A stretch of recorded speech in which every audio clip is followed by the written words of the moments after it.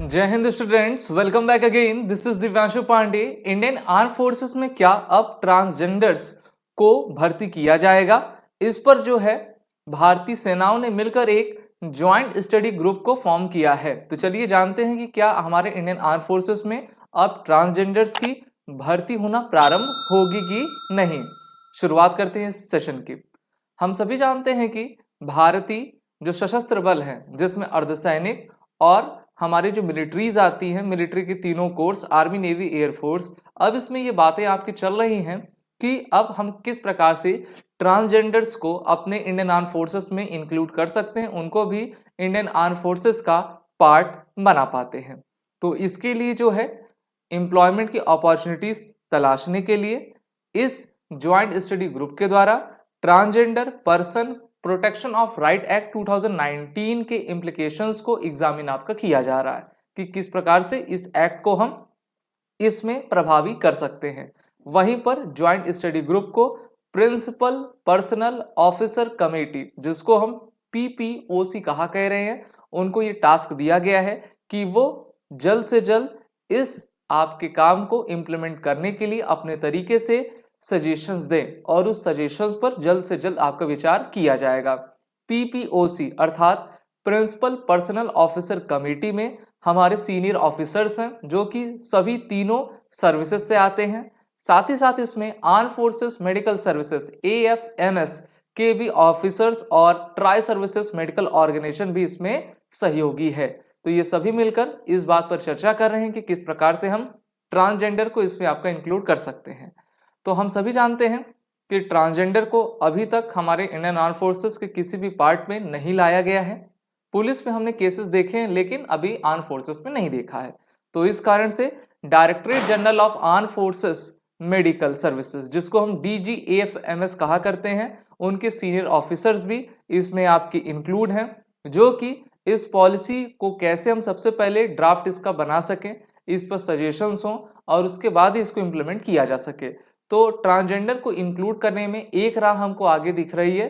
कुछ दो आपके घड़े बढ़ चुके हैं।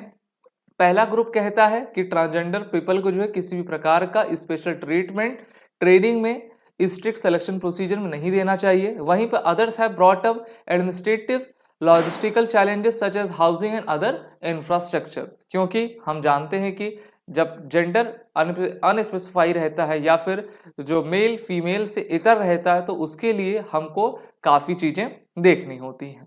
अगर हम बात करते हैं 2019 के transgender person protection of right acts के बारे में, तो एक केस हुआ था 2014 में सुप्रीम कोर्ट वर्सेस नालसा का। तो इसमें बात कही गई थी कि constitutional right self identity gender की आपकी होनी चाहिए। वहीं पर सुप्रीम कोर्ट ने यह भी कहा कि it directed union and state government to allow transgenders person to access reservation in public education and employment. यानी कि भारतीय नागरिक तो ये भी हैं, इंसान ये भी हैं, जैसे हमारे बॉडी पार्ट्स हैं वैसे इनके भी हैं, और हम इस आधार पर कि किसी का जेंडर आपका इतर है या तीसरा जेंडर है, इस आधार पर हम उनको जो है डिस्क्रिमिनेट करें, ये बिल्कुल भी ठीक नहीं है और ये मानवता के खिलाफ है।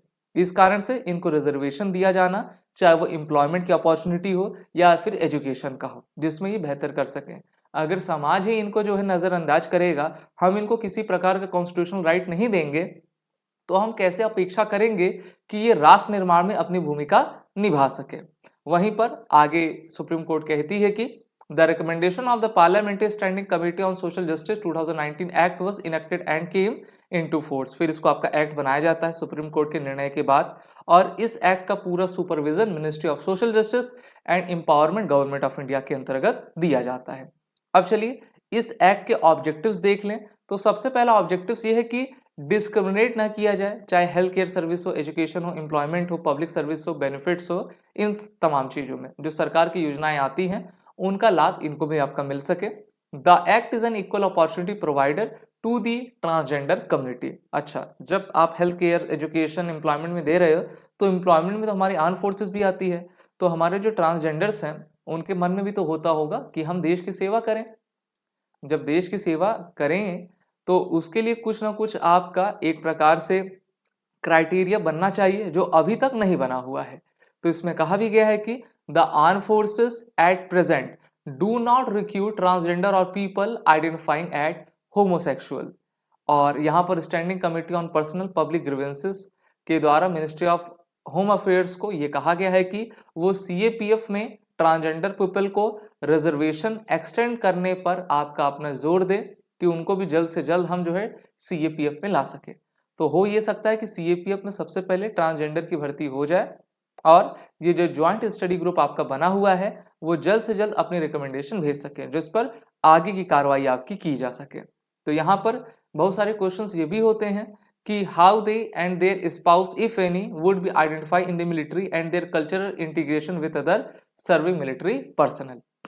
अब जैसे अगर हम फोर्सेस में जाते हैं उसमें अपने स्पाउस का नाम, पति पत्नी का नाम देते हैं, इनमें तो ऐसा कुछ है नहीं। अगर मान लीजिए ऐसा हो जाता है जैसे LGBTQ में है तो उसकी समस्या कैसे आपकी निपटाई जा सकेगी, तो इसी पर ये पैनल आपका बना हुआ है जिसमें हमारे सभी arm forces top senior officers यहाँ तक कि DG FMS भी इसमें बैठा हुआ है जिससे कि हम मेडिकली भी इस चीज को आपका देख सकें और एम्प्लॉयमेंट अपॉर्चुनिटी पे हम किसी को डिस्क्रिमिनेट ना करें बल्कि इनका भी इंक्लूजन करें। अब ये बात आपकी शुरू हो चुकी है तो काफी अच्छी बात है और जल्द से जल्द हम भी देखना चाहेंगे कि इस पर हमारी आर्म फोर्सेस के ऑफिसर्स अपने तरफ से कौन सा डिसीजन लेते हैं। आप सभी defence aspirant SSB crack exam के SSB इंटरव्यू ऑनलाइन कोर्स और रिटन कोर्सेज में इनरोल होकर अपनी तैयारी पूरी करें। वो रिटन कोड का यूज कर लें जिससे कि आपको 10% का फ्लाइट डिस्काउंट मिलता जाएगा। जय हिंद। अगर आप एक डिफेंस एस्पिरेंट हैं और SSB interview, NDA, CDS, FCAT जैसे एग्जाम्स के लिए प्रिपेयर कर रहे हैं तो आप SSB क्रैक एग्जाम्स के कोर्स को चेक करना ना भूलें। आप हमारी लर्निंग एप्लीकेशन को Google प्ले स्टोर से भी डाउनलोड कर सकते हैं।